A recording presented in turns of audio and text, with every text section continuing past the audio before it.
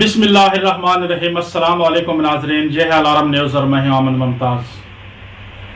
ناظرین، حسب معمول آج میرے ساتھ اس عوامی عدالت پروگرام میں چیئرمین الارم نیوز جناب طلعت بٹ صاحب میرے ساتھ شامل رہیں گے۔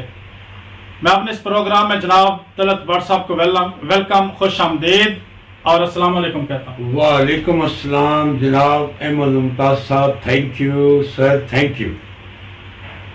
جی تو بٹ صاحب، آج کی یہ جو عوامی عدالت پروگرام ہے، سب سے پہلے تو میں اس پہ آؤں گا کہ ہم جو الارم نیوز ہے اس کی طرف سے پورے پاکستانی جو کام ہے اس کو سب سے پہلے ہم مبارکباد پیش کرتے ہیں جیتنے کی کہ کل جو افغانستان سے پاکستان نے جیتا ہے میچ اور فائنل میں چلے گئے ہیں، اس کے لیے جو ایک وہ چھوٹا سا لڑکا بھی ابھی نیا لڑکا ہے نسیم شاہ، اس نے بہت اچھی گیم دکھائی اور بہت اچھے اس نے سکور کیے، 2 چھکے اس نے مارے اور پاکستان کو فائنل میں پہنچا دیا۔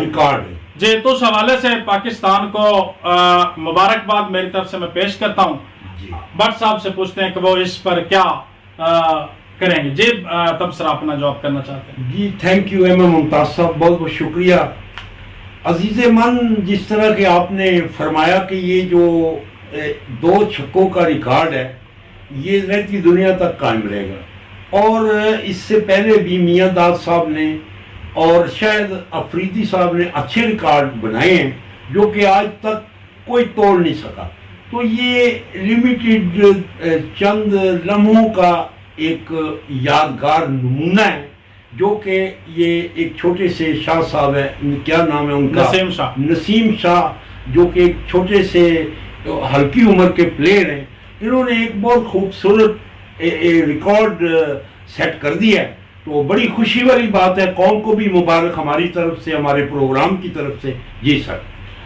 جی تو بٹ صاحب، کل ایک چھوٹے سے نسیم نے ملک پاکستان کا جو معیار وقار ایسے قائم رکھنے میں اپنی پوری کوشش کی۔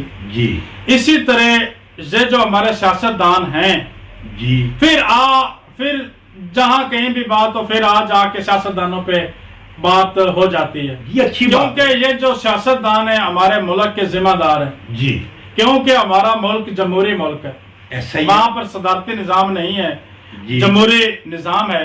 اس وجہ سے سیاستدانوں کو ہر طرف سے یہ کرٹیسائز جو ہم کرتے ہیں یہ بنتا بھی ہے، اور وہ اس کے ذمہ دار بھی ہیں۔ ایسا ہی ہے۔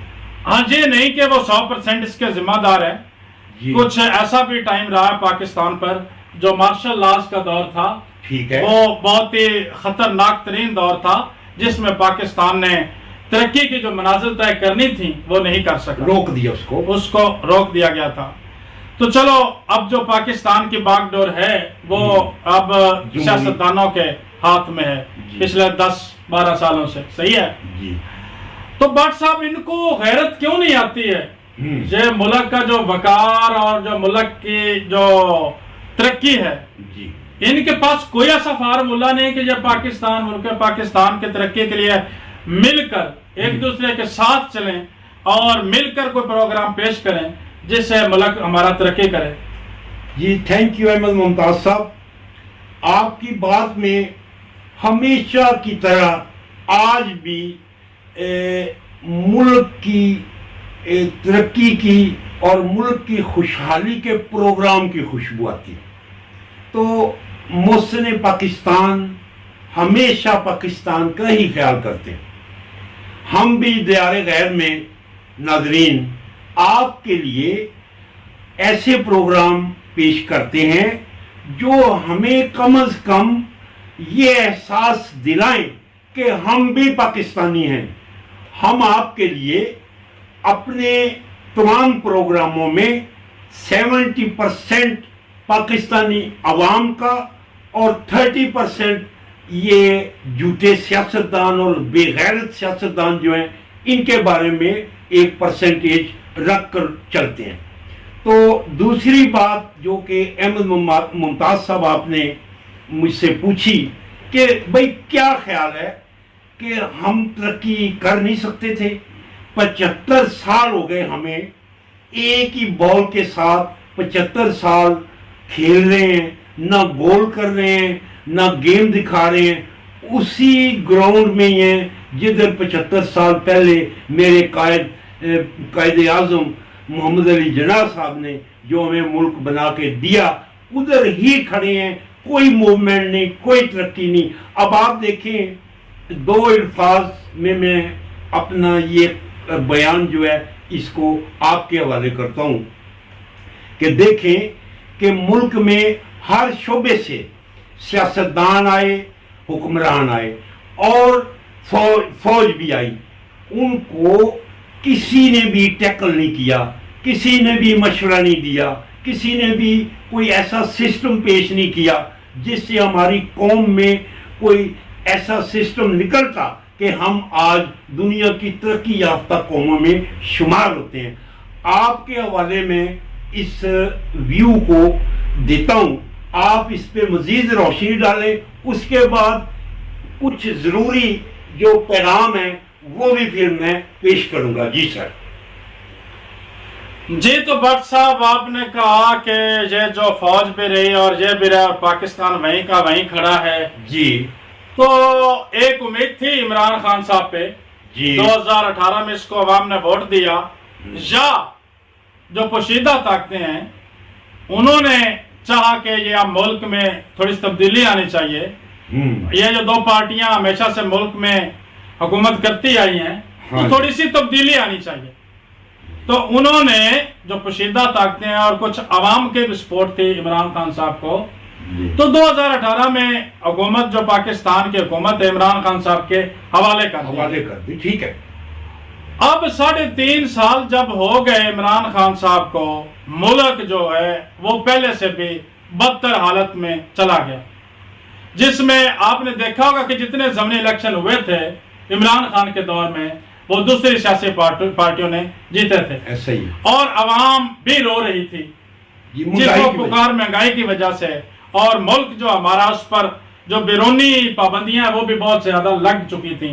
हमारी PIA इमरान खान के दौर में खत्म हो गई, हमारा जो सी पैक था वो बंद हो गया, स्टील मिल्स बंद हो गई, और भी जो ज़रा मुबादला था हमारा बाहर से इंपोर्ट एक्सपोर्ट जो हमारी थी वो भी खत्म हो गई, तकरीबन इंडस्ट्री भी तकरीबन बंद हो गई। तो अब जब सवाल किया जाता है इमरान खान साहब से या उसके फॉलोवर्स से या उसके चाहने वालों से, भाई इसने क्या किया है पौने 4 सालों में या 3.5 सालों में, तो एक ही जवाब मिलता है कि जी इमरान खान साहब ने वर्ल्ड कप जीता था, ये हीरो है। मुझे समझ नहीं आती कि ये वर्ल्ड कप का हमने करना क्या है भाई? इस वर्ल्ड कप से हम मुल्क को चलाएंगे या इससे हमारी इनकम आएगी? तो मैं तो ये मशवरा देता हूं भट्ट साहब कि ये जो वर्ल्ड कप है जहां कहीं भी पड़ा है ये इमरान खान साहब के हवाले किया जाए और उसको कहा जाए खुदा के लिए ये अपना वर्ल्ड कप पकड़ो और हमें माफ कर दो, हमारी जान छोड़ो। जी भट्ट साहब। जी शुक्रिया अहमद मुमताज साहब, आपके इन जज्बात से इमरान को कोई फर्क नहीं पड़ेगा। हाँ, अलबत्ता हम आपके जो करीब बैठे पाकिस्तान के बारे में अच्छा सोचने वाले हैं, हमको एक अच्छा पैगाम जरूर मिलेगा और हम अवाम ही के फायदे के लिए अच्छे से अच्छा प्रोग्राम और मंसूबे पेश करेंगे जो कि हमारा हक भी है। एज ए सीनियर पाकिस्तानी मैं अवाम की अदालत में बैठा हुआ अवाम के फायदे के लिए चंद चीज़ें पेश करता हूँ जो कि खूबसूरत और उम्दा नस्ल की प्रोग्रामिंग होगी। सबसे पहले नाजरीन, तो ये जो जितने सियासी बड़ावे हैं, ये जितने भी सियासी बुत हैं, इनको पाश कर दिया जाए और हक़ाइक़ की बुनियाद पे उन लोगों को सिलेक्ट किया जाए जो कि पाकिस्तान के मुफाद में एक हिस्ट्री रखते हैं। इन चोर, डाकू, निकम्मे, बदमाश, मनशियात फरोश और इन नकली जमहूरी ताकतों को अपनी नज़रों से और अपने मोहल्ले से और अपने शहर से दूर रखा जाए। फिर तो एक بیس بنتی ہے، گراؤنڈ بنتی ہے کہ پاکستان ترقی کرنے کے موڈ میں ہے۔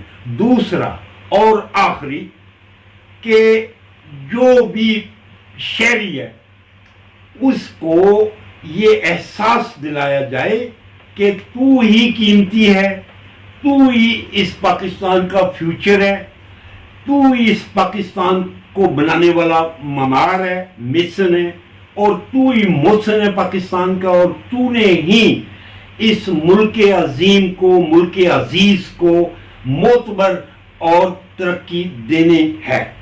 جی بٹ صاحب، آپ نے صحیح فرمایا کہ جب تک ہم ووٹ کا صحیح استعمال نہیں کرتے، عام شہری جب تک اپنی ذمہ داریاں نہیں نبھاتا تو ملک ترقی نہیں کر سکتا۔ یہ آپ نے ٹھیک کہا، مگر میرے خیال میں جو زیادہ دخل عمل ہے، قانون جو ملک میں ہے وہ نافذ العمل نہیں ہے۔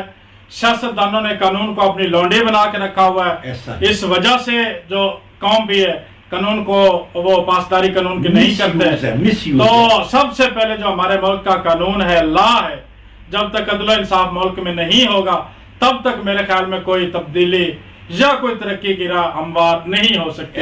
یہی انٹرنیشنلی جو ہم نے دیکھا ہے، اس میں ہم نے سب ملکوں میں دیکھا ہے، جس ملک میں قانون لاگو نہیں اس میں وہ ملک ہمیشہ پیچھے گیا، ڈاؤن گیا۔ تو بٹ صاحب، پروگرام کا جو وقت ہے بالکل ختم ہو گیا۔